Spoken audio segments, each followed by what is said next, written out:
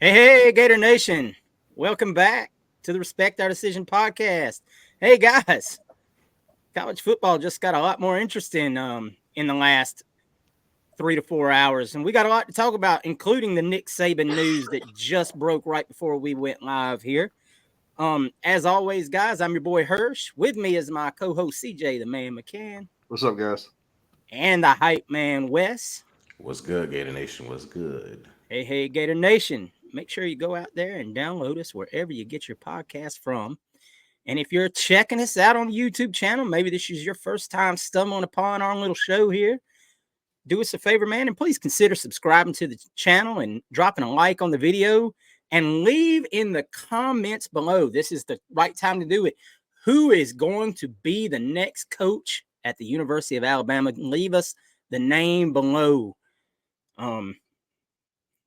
I don't know who it's going to be, but we're going to talk about that in a minute, guys. Hey, big shout out to all of y'all for making this week's episode of Pod of the People one of our most viewed Pod of the People episodes ever, probably the most viewed ever.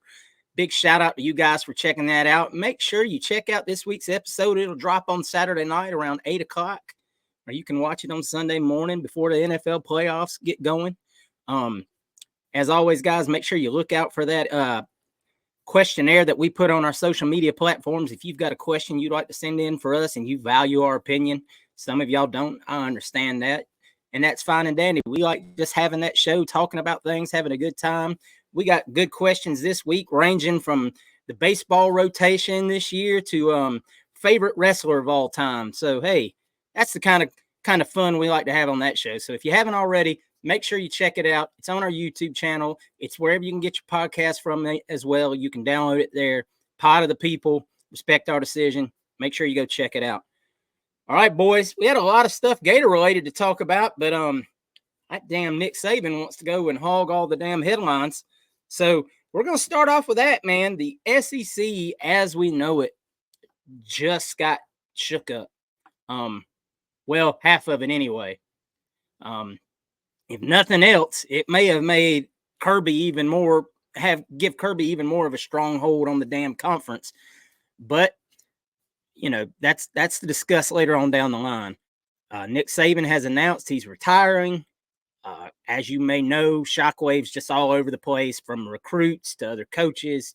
This is going to be profoundly felt across the landscape of college football, from the coach that takes the position to how that affects the team he comes from. Obviously, you're going to get a big name coach for that job. He's going to have to leave a school that's probably a really good school. There's going to be recruits looking for possibly new homes. If you don't know the ruling, recruits at Alabama have 30 days from right now to submit for a transfer. Even the guys that just signed. How does that affect Florida Gators? Obviously, we were in a battle with a couple of guys there. Zay Mincy, who recently committed at the All-American game to Alabama, and Jameer Grimsley being another one. And, we had a few battles last year. I know Wes would really like us to give Keon Keeley a phone call. Now, look, I'm not here to say we're going to get any of these guys. There's no way of knowing that. It mainly depends on who gets hired to be the next coach at the University of Alabama and how fast they move on this, which I'd imagine, knowing that you only have 30 days, these kids could dip out and you're still in the portal season. You're going to want to make a move pretty quick. But you also have to imagine that Alabama has kind of been slowly keeping this in the back of their minds for a minute here, that, hey, this could happen. So I'm sure they have a short list of names. Guys, we're going to go around the table real quick and just talk about this before we move on to Gators news. And who do we see possibly taking that job at Alabama? CJ, let's start with you. I want to start with you, and then I want to talk to Wes about some recruits. Yeah, I think that, to me, the obvious name that sticks out, I think everybody's Dan Lanning at Oregon. And I understand people are going to say, "Oh, he's got a $20 million buyout." Yada yada yada. If there's one place I'm not worried about them spending money, it's Alabama. They will spend the money if that's the coach they want, if he wants to come there. So to me, he's on the short list. I mean, Sarkisian is the guy that I'm sure they're going to call. I don't think he leaves Texas for Alabama. That's a lateral move to me. I don't think you're in a better spot, especially with Texas joining the SEC. Money, Uh, facilities, nil yeah, bankroll, all of that, NIL bankroll, all very high. yeah. There's places, if bet at best they're at a dead heat. I think National that blue there's blood program. I think there's places as far as the money being thrown around that are better at Texas than they are at Alabama. And maybe and I'm sure Alabama's going to call Kirby smart because they would be a bad program if they didn't. Make them just say, "Hey, we'd like to offer you the job." Kirby's going to say no, and he's going to stay at Georgia. But you make the phone call. I think most realistic though, the options are probably Dan Lanning and then Lane Kiffin would probably be the two that I would assume would be the most likely to take that job. It's going to change a lot of stuff. Not only that, you still got the rumors about Jim Harbaugh and whether or not he's going to leave and go to the NFL. That'll be two blue blood programs that open up their doors. That potentially opens more doors because I know Brian Kelly has talked about wanting the job at Michigan. So if that was to change, does Brian Kelly leave LSU? Where does that leave LSU? If then Oregon loses a coach, where does that leave Oregon? Who's Oregon go hire?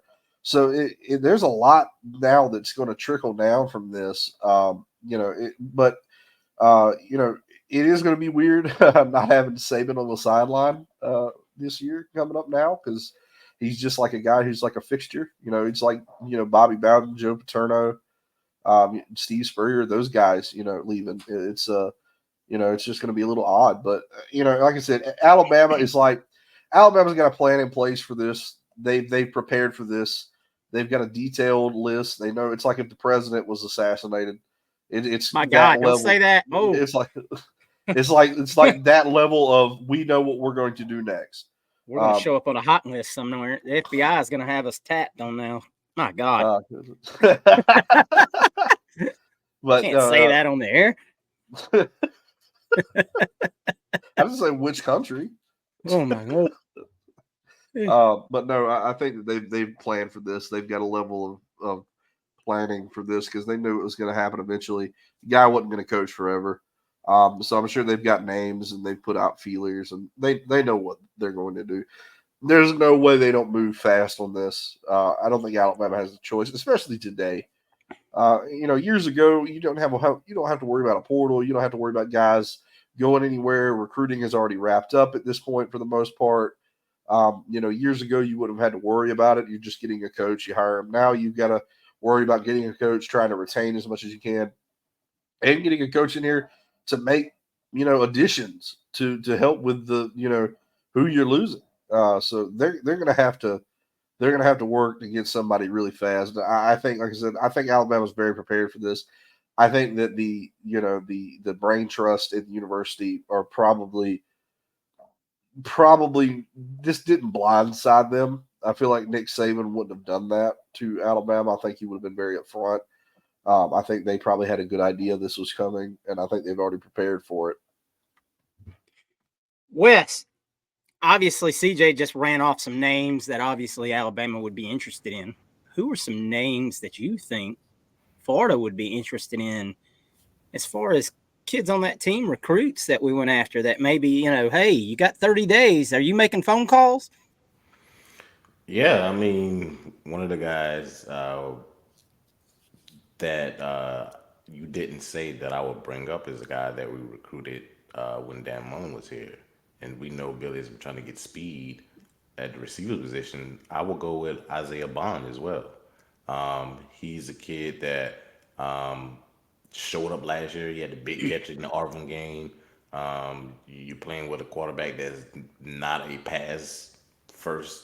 Well, not a, I don't want to say pass first, but he's not the most accurate type of guy. He's more of the runner than passer right now in his stage in his development. So we saw what Ricky did in his offense. I can see Isaiah Bond doing, but he's a better athlete than Ricky, in my opinion. So I can see him filling that role if he were to come here, and that's something that we could sell him on with the current OC, and if we run the same offense run because we don't have OC yet, but that we'll talk about that later. But if he can come in and fill that role, I would love to have that kid. But you name the guys that I want, especially number one being something that I wanted Keon Keeley a couple years ago, and hopefully if that's somebody that we can get in here I would love that Zay Mincy signed the day or of signing day, and him and McCray, that they're real good. They played together in high school. McCray kind of wanted them here, so that's another guy. And I know you were very high on Grimsley. How am I saying his Grimsley, name? Grimsley. So Jameer Grimsley. Yes, I'm very high on Jameer. that young man. So Higher than Corey yeah. Raymond was. So you got and apparently we saw what Harris said when this happened. Like, hey, now I might be able to get some of these guys that I Mm-hmm. wasn't here to be able to get before. So with him, with his little hint or smirk type comment out there, I'm thinking that he's going to go after some of those DBs. But go ahead, you were about to say No, something. this is why I like these young, energetic coaches that we've got on the staff now. Um, there's no delay on them, and obviously, I mean, you've already scouted Mincy, you've already scouted Grimsley. There's no delay on that. You already know you wanted these two guys. You make the phone call and you get on it and say, hey, or you have LJ McCray call Zay Mincy and be like, you want Exactly. to think about it, because you have to be careful how you move right now, Yeah. obviously. But Back doors. at Back the doors. same point, LJ McCray can make a phone call. Certain other people in Tampa that know Jameer Grimsley, that you recruited him through, can make a phone call. Hey, Yeah. it's very ironic. And CJ, you put it in our group chat. That Jameer Grimsley made the comment that he liked the choice of going to Alabama because of the stability there. You knew that Nick Saban was going to be there, and then here we are just a few weeks later. The one thing is that nothing's for sure, as the old Stinger used to say. It's going to be a wild few weeks, like CJ said. If Harbaugh is to up and leave, you got to think, Bama wants to make a move fairly quick because of that too, because it's no guarantee that Kelly's going to get offered or go to Michigan. But if he did, then you've got LSU looking for a head coach at the same time. You got to be out in front of this thing and have a guy in place before the next dog goes hunting, so to speak.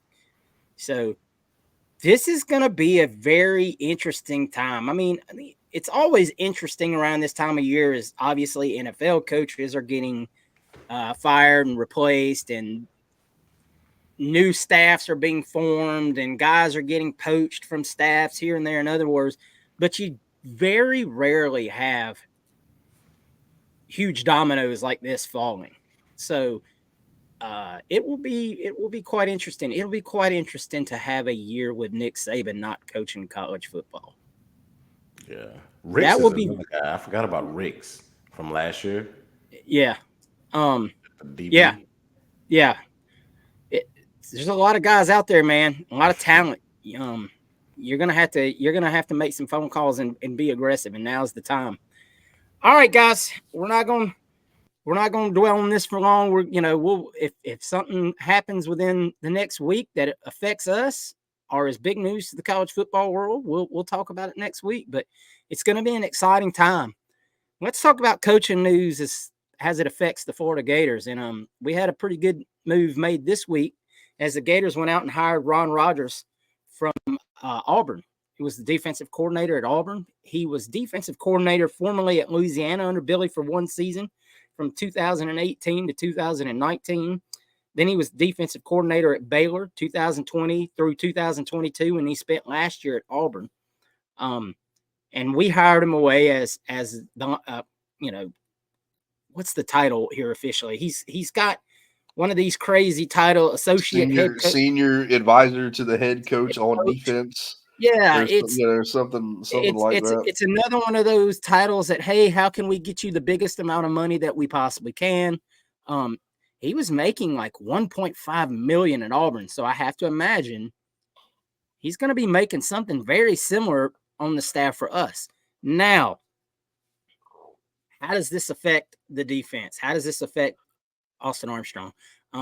Well, Armstrong actually spent 1 year as a graduate assistant under Rogers at Louisiana, that last year that Rogers was at Louisiana. I I've read and heard a couple of different scenarios. The most appealing to me is that Armstrong would actually coach the linebackers, and Rogers would kind of hover between the defensive groups and kind of be the overseer. Does that mean he's technically the defensive coordinator? Is he going defensive plays on Saturday? I can't answer that for you.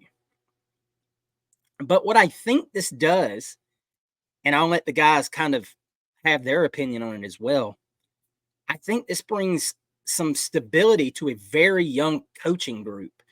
You now have Harris, who's like 36, and Chapman, that's 37, and Armstrong, that's like 14. And, Mike Pete ain't no spring chicken, but, what I'm saying is Ron Rogers is 56 years old. He is absolutely the elder statesman in the room. So, and he's got years of experience. And what he also has is he has 11 years of head coaching experience at the college level. He had years of experience at Division II at Delta State. He was a head coach there for like 6 years. And then he was Okra. at the SC. Yeah. The old Okra. And then at the FCS level, he was at Southern Louisiana as a head coach. So this is a man that has a lot of coaching experience and maybe can gel this defense together. He runs a standard nickel 4-2-5. I don't know. That's pretty much what we're running now. So the defense wouldn't change, even if he, it's more or less probably going to be guys coming together and having a good blend of plays. And like I said, I don't know who's going to be the play caller yet. Is this a, kind of a good way to demote Austin Armstrong for a bit here, get his feet under him? Maybe they think it was too much for him. I can't answer that. I don't have the inside information on that one. But guys, CJ, starting with you, I mean, what do you take from this move of bringing in Ron Rogers? Ron Roberts is a guy that I feel like is definitely going to be a game changer in the fact that he brings a veteran presence. And if he was to call the defensive plays, then I could totally see that. I mean, you got to understand too. I love Austin Armstrong. I love the energy he brings. I think he's going to be a great coach. But I feel like too, when we lost Patrick Toney last year, it was in a position where there weren't really many options out there to hire. I think Roberts had already been, moved from Baylor to Auburn at that point, so he wasn't an option. So I think that he was probably Billy's guy, like the one he wanted to start with. But he took Armstrong, who's a young coach. He brings a lot of energy. He runs the same defense. His mentor is Ron Roberts, much like Ron Roberts was Patrick Toney's mentor. So you're basically getting the guy who's kind of the godfather of the defense that we run. He's got a lot of coaching experience. He coached a lot of places. He's been doing this a long time. So I feel like he can definitely bring some stability. A veteran presence in the room, a guy that you can kind of bounce stuff off of, that you're not sure about. Hey, what do you think, Ron?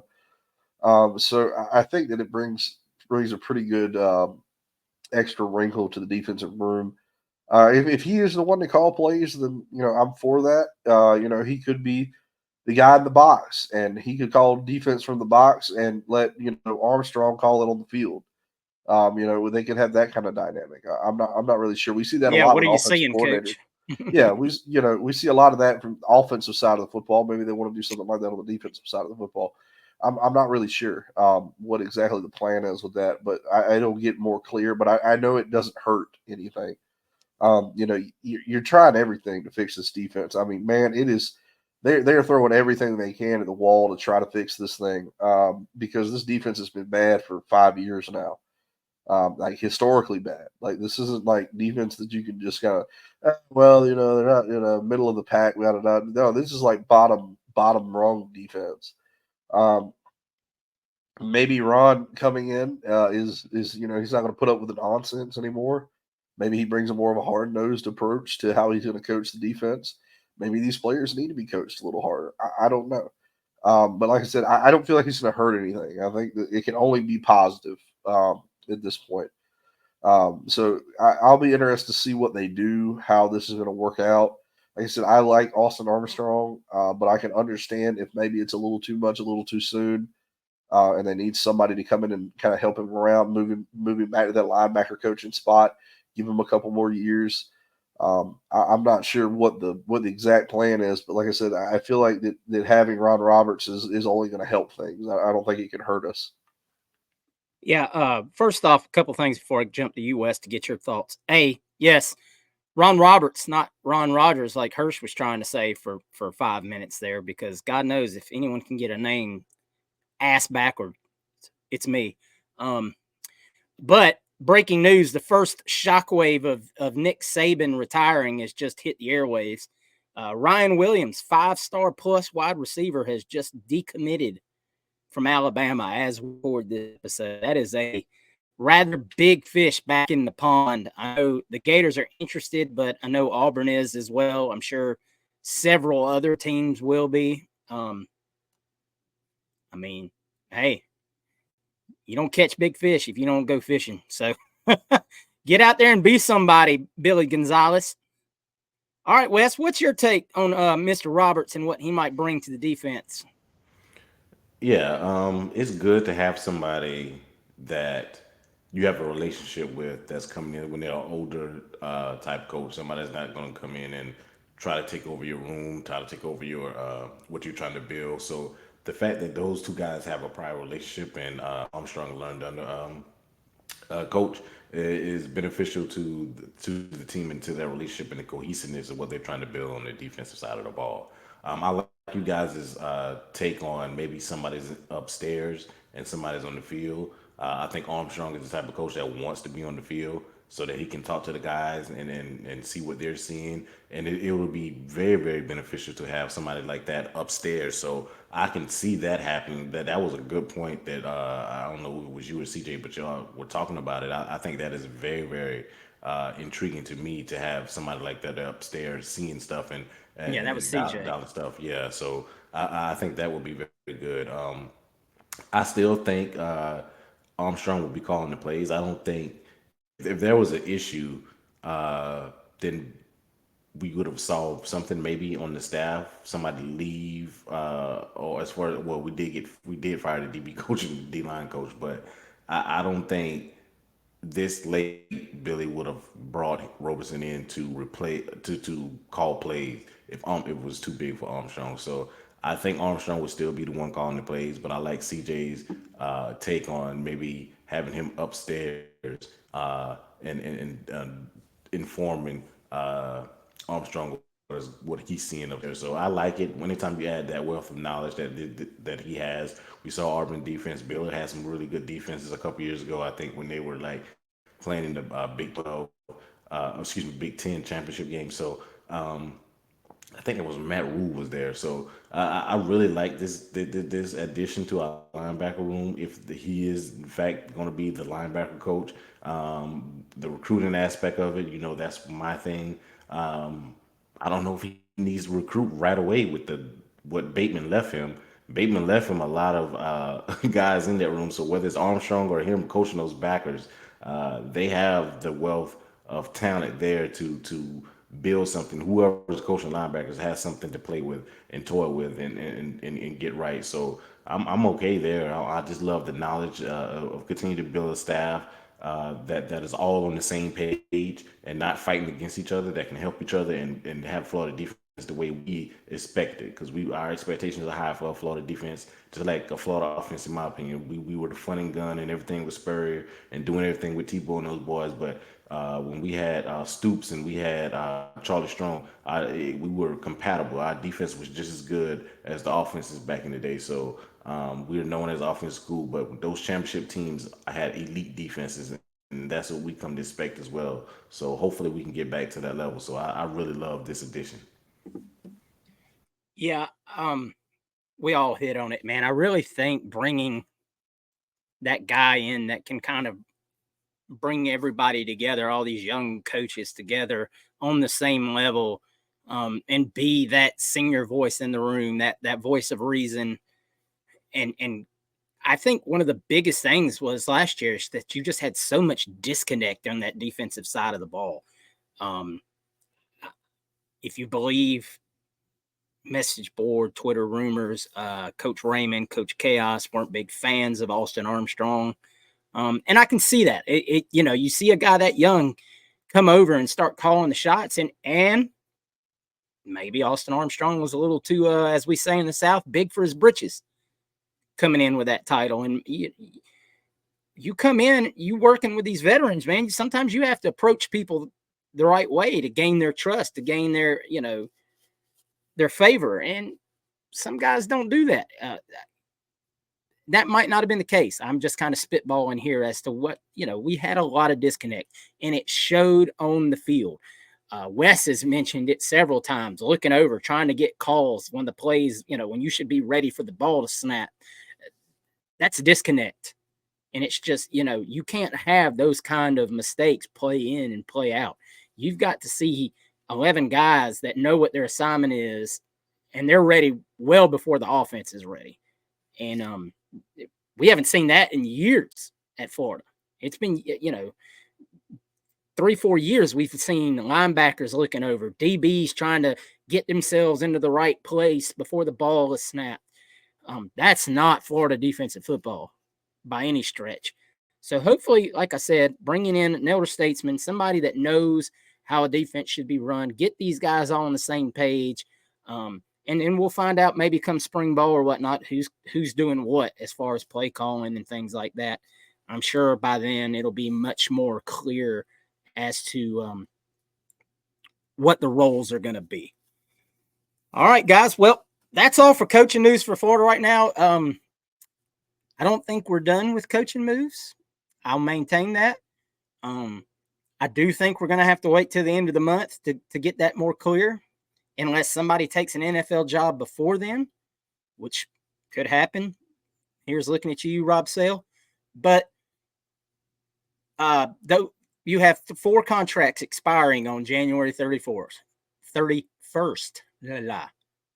Sale, Stapleton, Mike P., and Jaluk. I expect, and most people expect, Coach Jaluk and Mike Peterson are going to be re-signed, and that's not even going to be a debate. What happens with the offensive line coaches is what all of Gator Nation is going to be, watching to see. So, guys, let's talk about some commitments, man. Usually we lead with such news, but obviously bigger news kind of held stage this week. We got us 3 more guys out of the transfer portal. All 3 of these guys, 2 of these guys I think will probably see playing time a lot next year. The third one, is kind of, we'll have to see once he gets on campus. But let's start with number 1. We got us a big old hoss on the offensive line. A guy I know that CJ's excited for. We talked about Arkansas offensive lineman Sam Pittman. Devin Manuel committed to us off of his official visit this last weekend. 6'9", 310 pounds. Arkansas, he's got 2 years of eligibility left.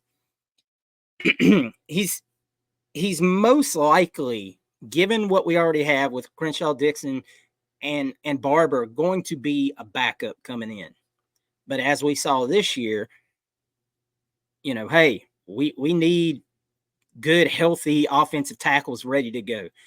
This is a young man that has SEC starting experience and did very well when he was on the field.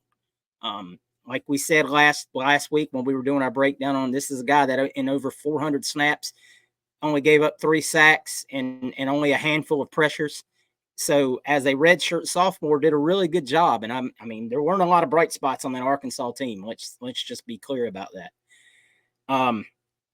So that's number 1 commitment. And I'm just going to go through these guys, and then we're going to go around. We'll talk, and I'll let the guys talk about what they like about these 3 commitments. Second commitment, DJ Douglas, safety out of Tulane, committed to us as well. 6 foot, 205 pounds. He's only got 1 year eligibility left. Speaking of Alabama, he began his career at Alabama as a walk-on. He spent 2 years there, went to Tulane, got some spot, work in between, but he really broke out last year in his first year starting. 54 tackles, 3 interceptions, 5 passes defended. I'll take that kind of work from my safety in my room right now because we haven't had a safety with 3 interceptions. It feels like forever. But and I'm sure somebody will correct me on that. I'm sure it was. I think it was Davis. But it feels like it feels like it was Reggie Nelson. It's been so long.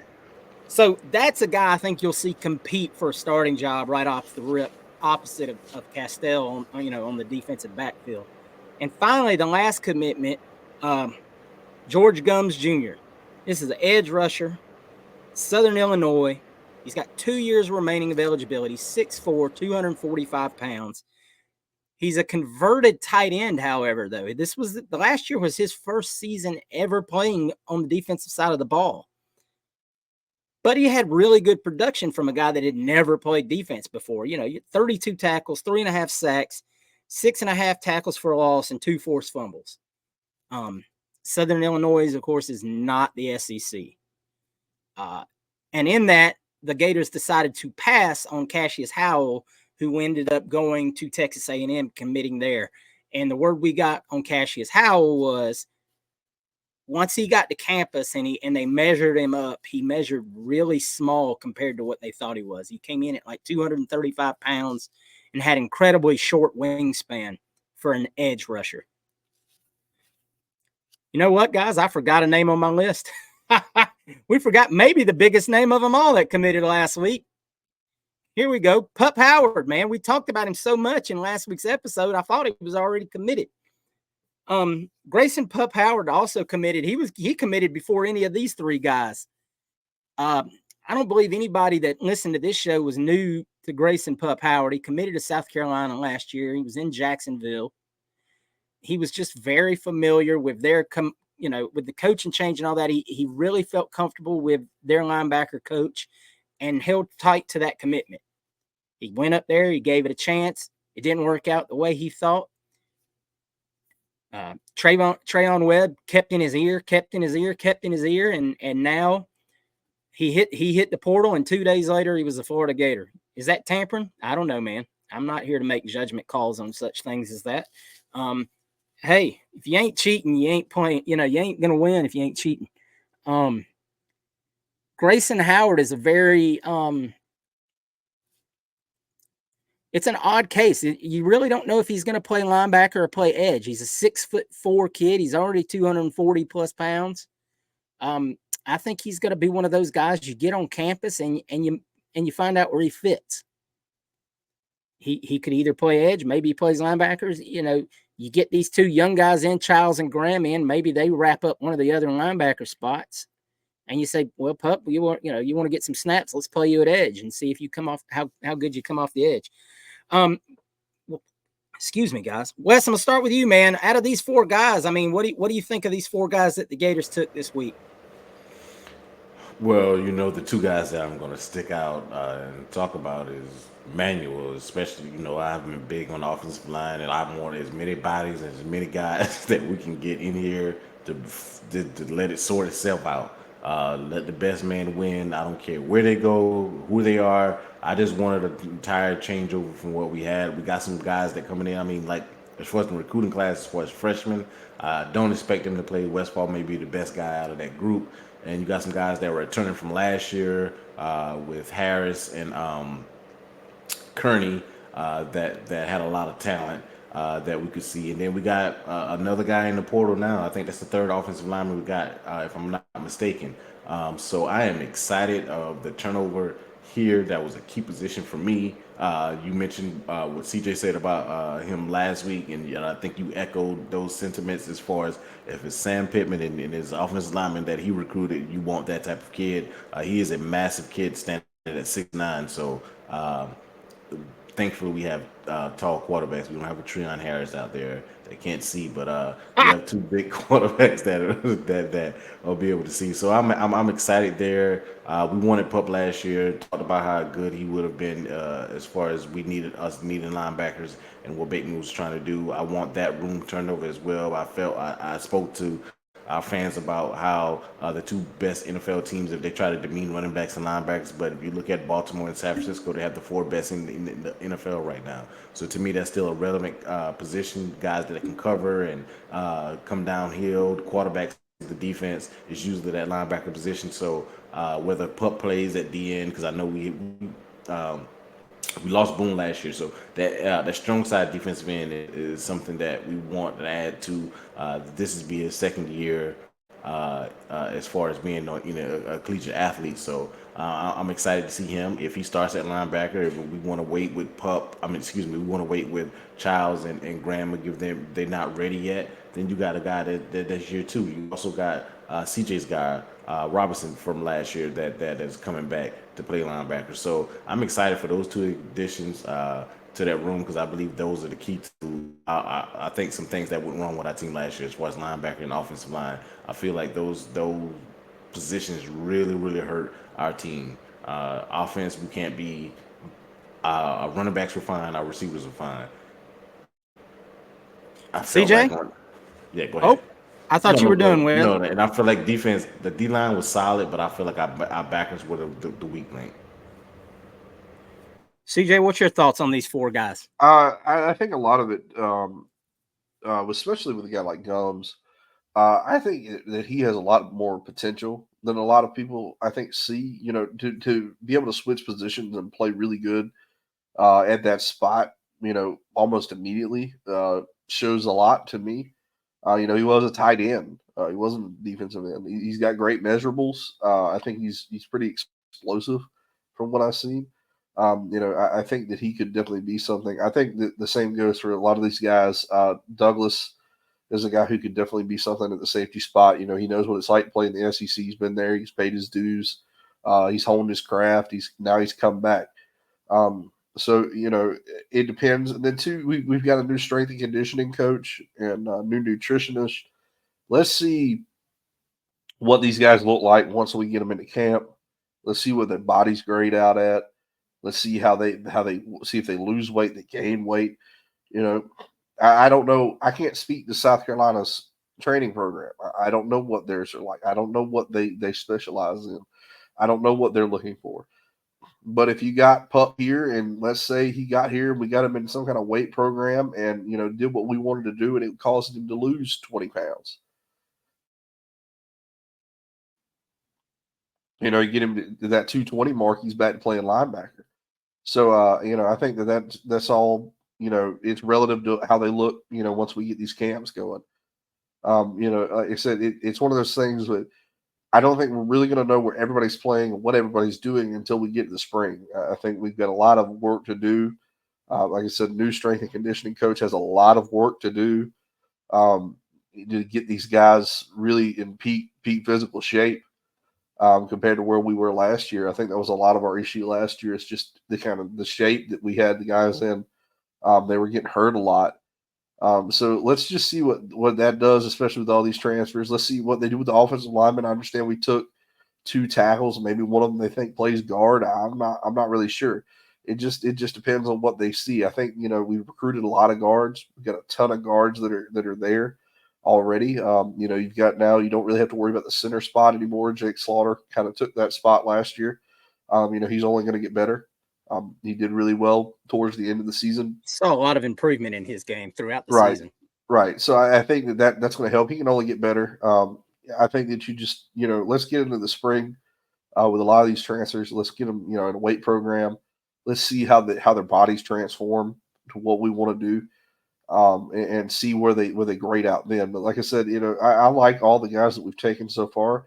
Like I said, a lot of people aren't super high on Gums, and I understand it. You played a place like Northern Illinois, the MAC. It's not enticing. A guy who hasn't always been an edge rusher, but like I said, to switch positions and be able to really take off that fast and to have pretty good size, good measurables, good feet, good strength. He looked pretty fast. You have a guy like that, you get him into an elite program like Florida, and you really transition him. Let's see what he can do. Let's coach him up. Let's see what Mike Peterson can do. Let's see how things shake out. I think I don't want to be too quick to judge. There was a lot of guys that Florida State took out of the portal that I think we all kind of laughed at, and they ended up turning them into elite players. So let's see what we can do here. Like I said last year when Graham Mertz came over, I said, whatever he did in Wisconsin had nothing to do with us. So I think that's to be said for every transfer. Whatever they've done everywhere else, leave that at the door. Now it's all about what are you going to do at the University of Florida.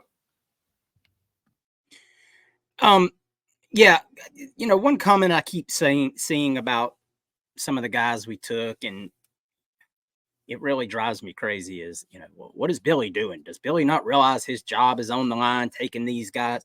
Nobody realizes that his job is on the line more than him.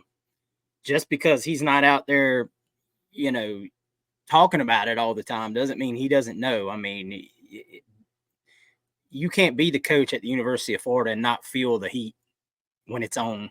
It just, you just can't do it. And he knows more than anyone. And these are the guys that he's choosing to bring in to play to put his career on the line with. So either you say, hey, he's screwed himself here, and you just get resigned to that these guys aren't going to work and Billy's going to be gone in next November. Or, hey, you know what? Maybe he knows what he's doing here and he brings in the guys that are going to work in his system. And we'll see what happens when we line it up next year. That's just what it is. Well, a lot of this is you have like two ways to me to attack the portal. You either can go with elite recruits that have only been there for a short time. They haven't played a lot, but coming out of high school, they had elite measurables and they were 4-star kids. Or you can take kids from the group of 5 schools that are starting and putting up great numbers there. So that's the two ways you can go. It's a two-way street. You can take either or. I don't know which one's better. My heart says I'd rather have the guys who've actually started and played and are, juniors and seniors and have played 4 or 5 years, even if it is at Tulane or it's at Northern Illinois or it's Bowling Green. To me, it's just like they're taking a next level. We've seen it for years. Before this portal, we talked about it a long time ago on this show of guys that were group of 5 kids that we knew, watching them before the portal, that guy could play at Florida. That guy could play at Alabama. That guy played at Georgia. Now they've got the opportunity to do it. So let's see, what's going to happen. And I think that personally, I'd rather see the portal work out like that. I'd love to see kids be able to go to UABs and Southern Miss and places like that and really, get better, out of high school. Maybe they were a 3-star out of high school. They didn't have a lot of offers. They go and they work, they start, they play a bunch of games. And now they have an opportunity to go play big Power 5 level football now.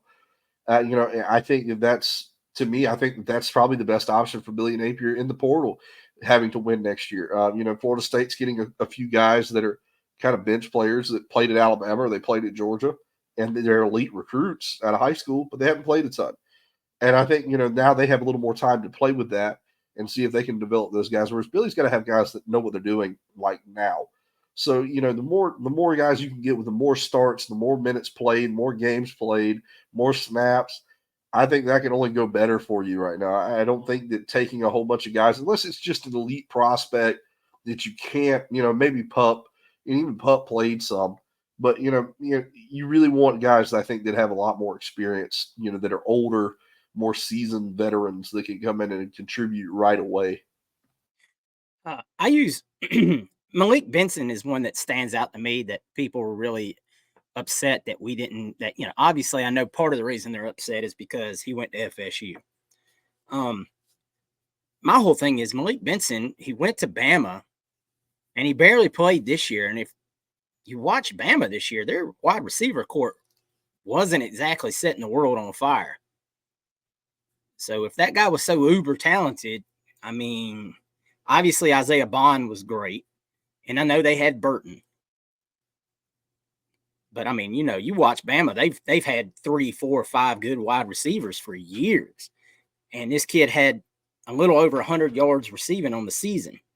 Now, maybe I missed something. Maybe a guy was hurt somewhere along the way and I missed it. But I don't think he's all that great. I think, like CJ said, you need some more proven guys and a mixture of guys that can play backup roles right now, because you saw a lot of injuries last year that put us in a bad spot, especially on the offensive line. Austin Barber was out there playing a lot of snaps where he should not have been on the field, but you knew the product behind him was not where it needed to be. So he's out there. He's playing with ankle that's so banged up that he's having to get multiple shots a game just to play through. I mean, you've got to have some seasoned depth, and we lost some depth too. I understand that through the portal, but look at where most of these guys are going. I mean, you're not seeing. You saw Jadon Hill and you saw Scooby both go to A&M, and good for them. I mean, I hope they play exactly like they did for Florida for A&M next year. I like Hill though. Hill was solid. I like Jadon Hill. I'm glad he went home to Texas. I hope he has a great year, except when he plays us. And I don't wish ill will against Scoop. I wish they have a bad game against us. Let me just preface that. And Hill was a professional. Hill was all about the University of Florida. So I love that. That's what I loved about Hill. I think he got on. What was it? I forgot the receiver name that went to Maryland. I forgot his name. Don't worry about it. Copeland, yeah, he was talking trash to Copeland as well. Yeah, so I like Hill. Hill was all about Florida. But in closing, I mean, I understand that some of these guys don't move the needle for the fan base, and I completely understand why. You look at the portal and you're like, man, I want a Zalance Hurd that transferred from LSU. He's a 5-star offensive tackle. I'd love to have this big named wide receiver or CJ Daniels from Liberty. But guess what? CJ Daniels from Liberty is most likely going back to Liberty. I mean, that's where it's leaning right now. The kid from the Voisin, we wanted Voisin from South Alabama. Guess where Voisin ended up? Back at South Alabama.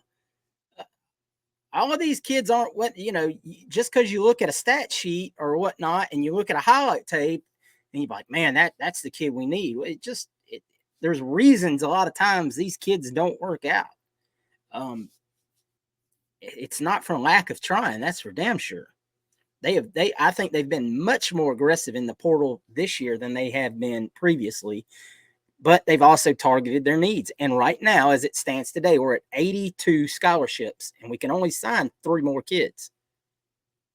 Now, could there be more attrition? Absolutely. Things for Cam Carroll as of today, I think we mentioned it last week too, don't look that great. It looks like he may have nerve damage in his leg and he may not play ball again.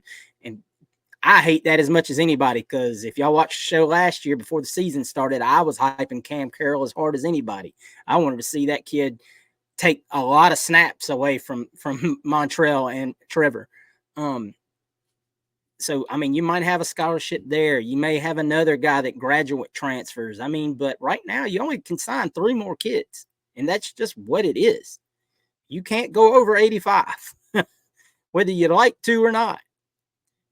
Now, if it was a big name kid, say one of these guys from Bama decides to transfer, if Keon Keeley called you up tomorrow, you find a roster spot for Keon Keeley. They'd make something happen. I promise you.